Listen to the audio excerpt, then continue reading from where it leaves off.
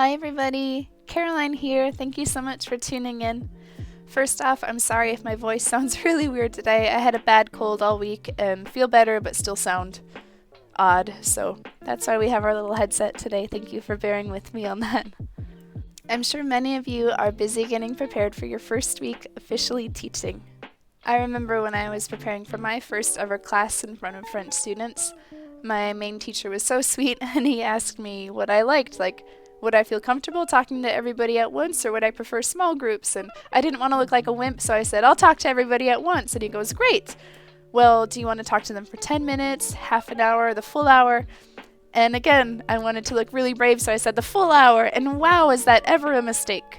I prepared a really nice PowerPoint presentation with pictures of Minnesota and the USA and the foods I liked and my hobbies and my family, and it did not last the full hour, to say that much. I think I breezed through that in about 5 minutes. Nobody asked me any questions. I never asked anybody any questions because I was really nervous, and thankfully the teacher I was working with was a really nice guy and he knew what to do for the rest of the lesson. But yeah, lesson learned. So, learn from me.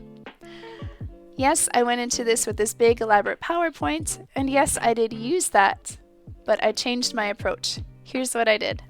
It didn't work every single class, but 9 times out of 10, it went really well.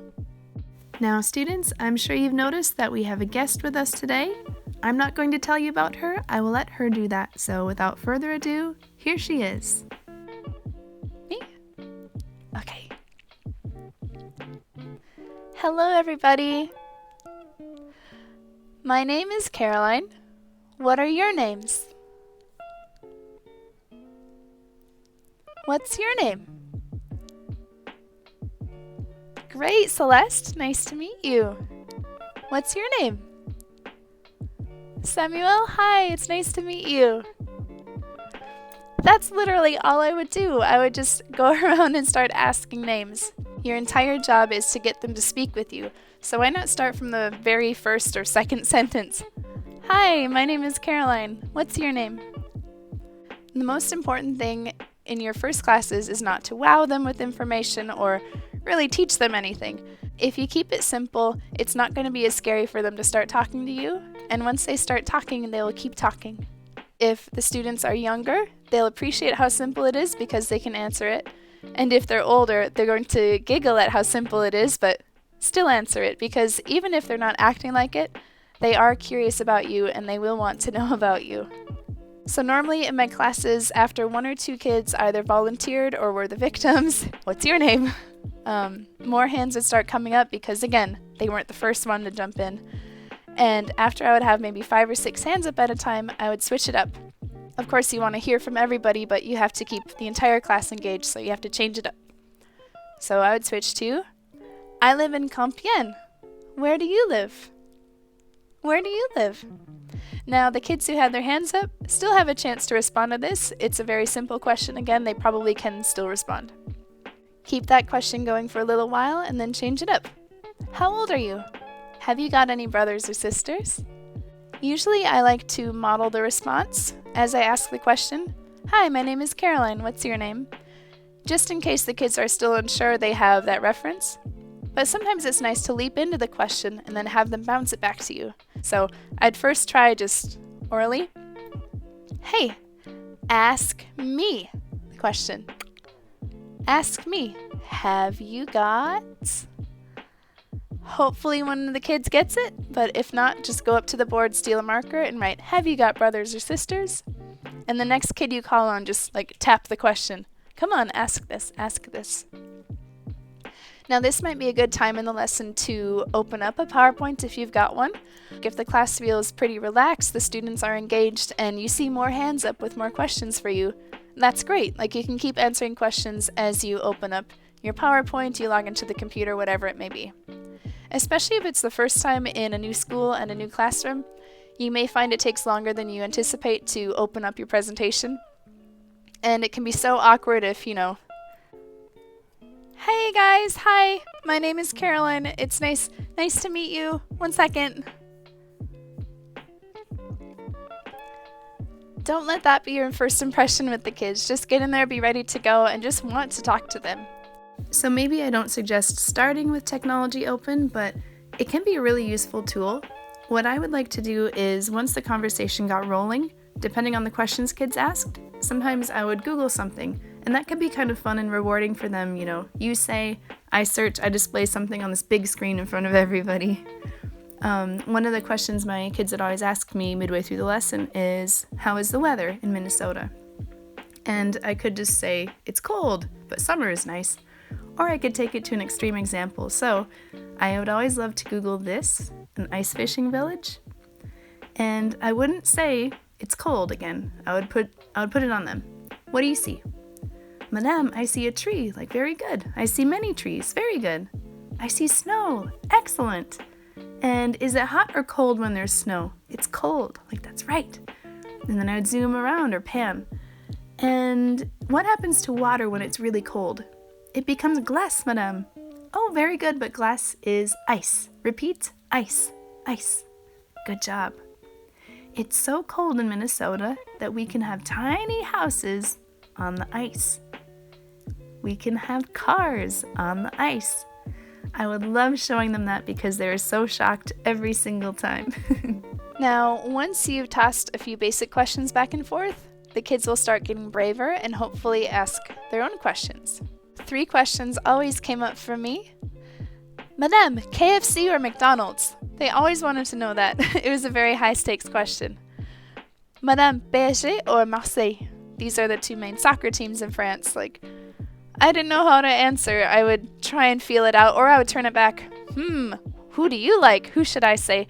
These kids would just start yapping, and then that was really fun to see, go with the majority if you want, or take the road less traveled by. I don't really care. Finally, they always wanted to know, what do you think of Donald Trump?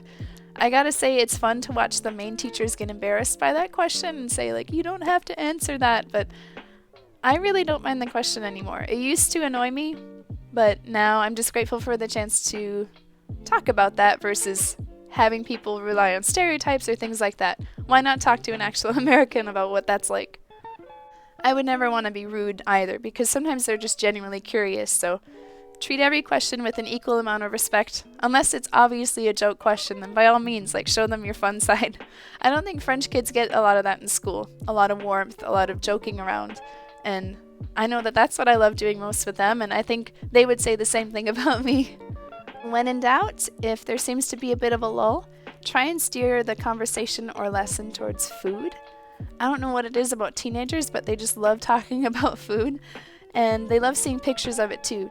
I think that's also really motivating and empowering to them to see that whatever they ask me, I might Google or I will respond to. I think that's just so much more fun than 12 slides just all about me. They don't have any input. They just have to sit and listen because trust me, the kids are getting enough of that. This was always my favorite thing to show the kids. It's Minnesota State Fair food. So obviously I'm horrible at dispelling stereotypes, but I would always just try and reiterate, kids, it's one day and I promise you we don't eat this all the time. It was always fun to use my question. What do you see? What do you think this is? Sometimes I wouldn't even know, and then we would just laugh about that. They always appreciated the deep fried Oreos though. They thought that was really fun. In a few classes, the kids were also curious about the diversity of food in the USA. And so this is another reason why I like not really planning this. Just rely on Google, depending on what they ask you. So, I showed them Chicago deep dish and food from the East Coast. And this was a fun one, a crawfish boil. They loved seeing this, and we loved figuring out the recipe together.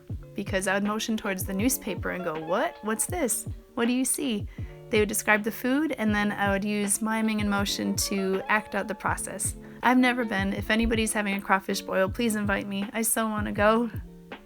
They'll probably ask you as well if you speak French, and answer this how you like or how your teachers want you to answer it. I would either say, yes, I speak a little bit of French. I'm learning it, but I'm not going to speak French with you. I just want to speak English with you so we can practice. They'll probably push you to say at least something in French, so go for the basics. Bonjour, je m'appelle Caroline, je suis américaine. I would always pretend like I was confused because I thought that was really cute and then would applaud my hard work. The other response I was very proud of was in my second year. It was a class of 6th graders, and I started hearing this hushed whisper like, Français, Français, Français, like, I know what's coming. Madame, this is to the main teacher, does she speak French? And I just smiled at the main teacher and said, can I tell them? And she goes, you say whatever you want. And so I just looked at the kids and I smiled really big and I just said, oui, je comprends tout ce que vous dites. And it was just so much fun because I felt like I'd trolled them, and also it was kind of damage control. Unfortunately, in my first year, I did have experiences where kids would try and harass me or snicker behind my back or make like motions at me, which was really uncomfortable.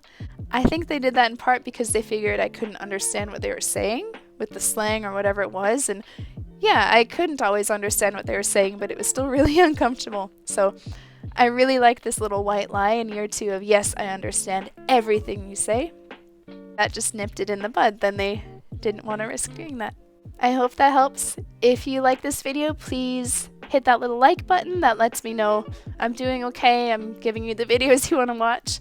And if you like the channel, please hit subscribe.